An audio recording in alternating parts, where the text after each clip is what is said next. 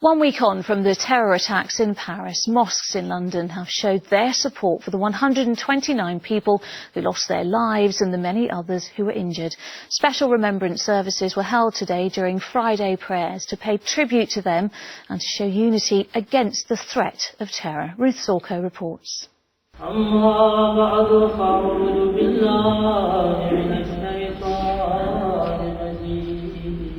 Prayers for Paris.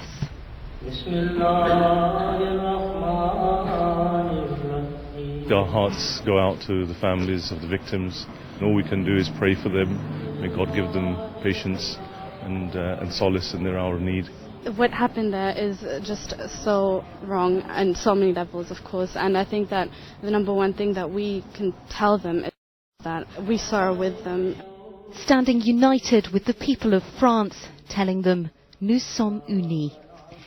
The Ahmadiyya Muslim community, which worships here at the Baitul Futuh Mosque in Morden, has experienced its own share of terrorism, branded un-Islamic and persecuted in some countries. We can imagine the grief they're going through because we've, as a community, have suffered as well. In May 2010, 86 people were killed in 2 bombings in Lahore of our community for the same purpose of hatred, not love.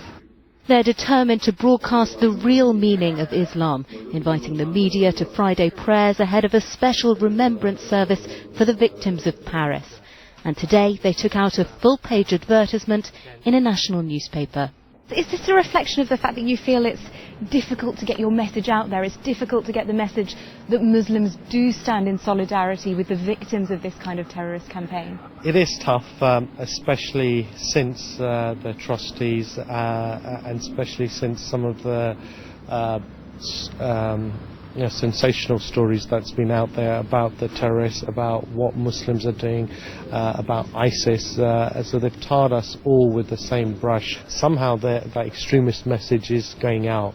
Soon a poster campaign will also be launched on London's buses in an attempt to wrest the narrative back from the extremists. A common enemy to those on the streets of Paris and in the mosques of London. Ruth Sorko, ITV News. Well, joining me is a face you may well recognise by now. Maria Idrissi features in the new ad campaign by fashion retailer H&M. They're first featuring a Muslim woman wearing a headscarf. And she now has another new role, this time working with police to help tackle hate crime. Maria, thank you for coming in to talk to us again. Of course, the last time you were talking about your modelling. Yeah. But you have this new role now with the police. Tell us a bit about it, what you're doing with them. So it's called MYPD, and it stands for the Muslim Youth Partnership Department, and it's reasonably new. It's basically just trying to get young Muslims away from, obviously, things that are happening now, which a lot of Muslims are joining, and even just generally for young children in general, keeping them off the streets, away from crime, because a lot of children have said that they want to work more closely with police, so that there's better an understanding between the both of them. So what are you doing? How are you trying to achieve this? So, like I said, it's only been running for about a year. So they do like road shows. So it's a little bit of entertainment. So they'll get, some like Muslim artists and so forth. And we also are trying to work with schools. Obviously, police have a close connection with schools anyway.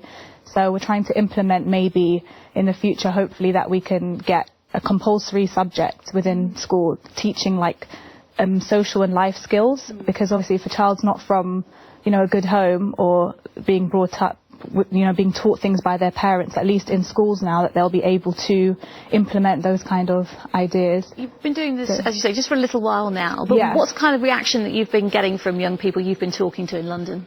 Well, it's been great. It's been really positive, obviously, especially, with everything that's happening now. It's a bit of a breath of fresh air to see a Muslim woman in the limelight, but in a positive way rather than so negatively seen. And hopefully I'm trying to influence young girls to not feel that hijab restricts them from, attaining their goals and being ambitious. What do you make of the fact that we know from the Met Police that Islamophobic hate crime has risen considerably over the last year by 70%, and even if you take into account more reporting, that's a really depressing figure. When you go out and you talk to young Muslims in London, how do they feel about that, and what are they saying about that?